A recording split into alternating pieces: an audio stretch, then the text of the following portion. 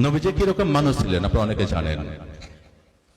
অনেকে মনে করে যে নবীজি খুব কঠোর মানুষ ছিলেন। না, নবীজি হযরত মুহাম্মদ সাল্লাল্লাহু আলাইহি ওয়াসাল্লাম তিনি ছিলেন পয়গম্বর, মানুষের প্রতি অত্যন্ত দরদি। নবীজির এই আদর্শটা আমাদের কাছে উদ্দেশ্য, এই নবীজির এই আদর্শটা আমাদের কাছে আদর্শ। এই আদর্শের মধ্য দিয়ে নবীজি ভারত শুধু মক্কা মদিনা নয় সারা বিশ্বকে ইসলাম ধর্মের মধ্যে প্রবর্তিত করেছিলেন। সেই নবীজির নামে পরিচিকর মন্তব্য যাকে নিয়ে করলেন মা আয়েশা, তিনি ছিলেন তৎকালীন সর্বশ্রেষ্ঠ গুণী ভদ্র মহিলা। আপনারা অনেকে জানেন যে আমাদের নবীজির প্রায় 11 জন বিবি ছিল, তার মধ্যে সবচেয়ে কনিষ্ঠ ছিলেন আয়েশা মা।